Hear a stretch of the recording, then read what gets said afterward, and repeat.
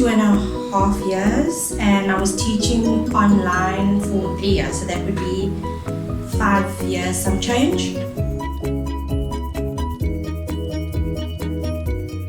Why didn't I become a teacher? Firstly, because my mother told me to, and I was a rebel.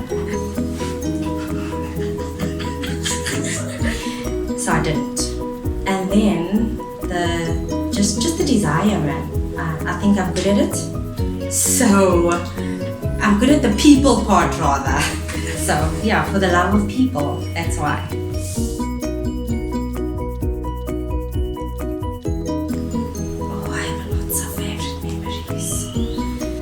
Voiced sounds and breathing out, but not breathing on each other, because of breath of death. Yeah, that was a funny favorite memory today. So every day there's lots of funny memories for me.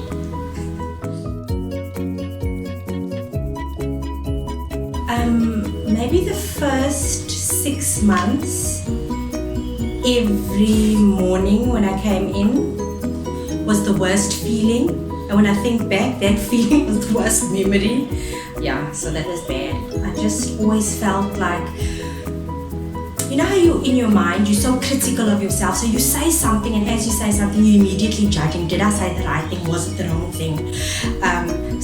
And I would just feel judged by the teachers because I'm the intermediate teacher, right? So they come from pre-intermediate. Oh my gosh. The pressure from that teacher. She doesn't really know it, but she's got like the standard. And now you fresh off the boat and you're teaching in your class and your students are. But in Teacher Fagan's class, so yeah, the first 6 months were harsh. Yeah.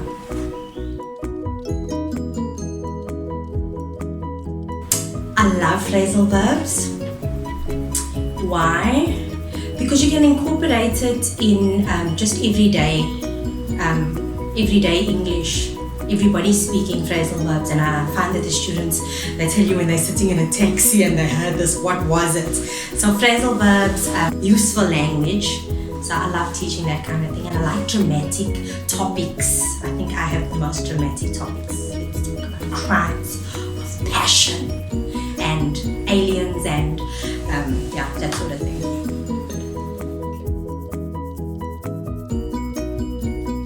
It was the perfect tense, the present perfect tense particularly, which is have or has, plus the past participle would deal with me on the regular. But I showed it that I am the boss.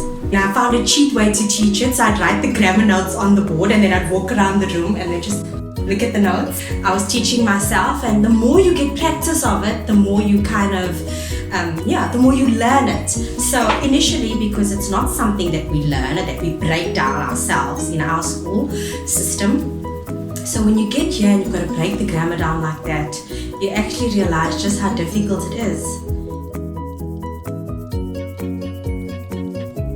Breathe! It's okay. It's okay. They are just as scared of you as you are of them. Get out of your own head, stop judging yourself. Number one, we are people, mistakes happen. Be vulnerable. Say that it's okay to make a mistake. So when a student corrects you, as they sometimes do and will, don't get defensive. You made a mistake, own that mistake. Oh yes.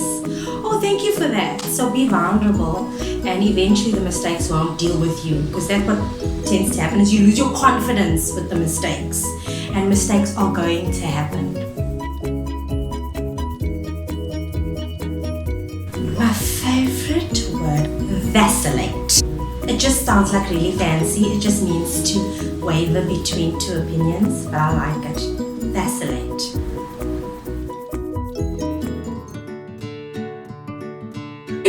Are we gonna have bloopers? Oh yeah, I think we should. Bloopers, yeah. How long? Can you do it again? Yeah, of course. But when must you look at you? Okay. Are we rolling? We've been rolling the whole time. We've been rolling the whole time, but I'm gonna cut it out. Okay.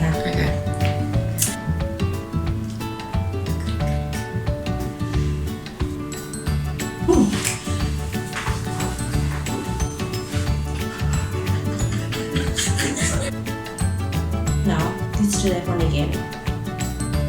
Alright. I still have to give the example. this is all gonna go. Okay, I can't think now. Wait, I was just for the groups. I can't think, but it doesn't mean that I don't know. So it is kak. Don't put that on the group, right?